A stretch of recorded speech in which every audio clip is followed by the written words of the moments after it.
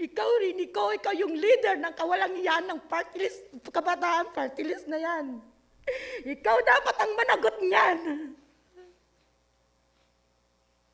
Kasama mo pa sa picture. Langhiya ka. Pasensya na po. O nakakapagsalita po ako na hindi maganda pero napakasakit po. Sa amin, sa buong pamilya. Sa ginawa niyo kay Bebe, kay Jerlyn.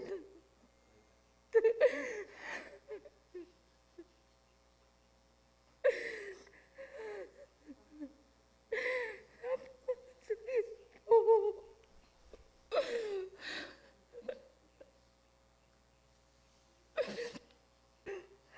Ano po, yung tita niya dahil yan ang lagi niyang kasama. Napakasakit po sa kanila yon. Pero po, lahat po namin yan, inalagaan namin yan. Baby namin yan, tapos gaganan ninyo lang.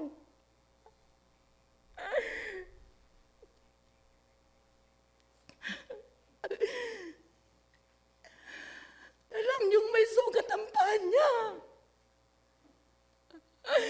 Ginanyan niyo.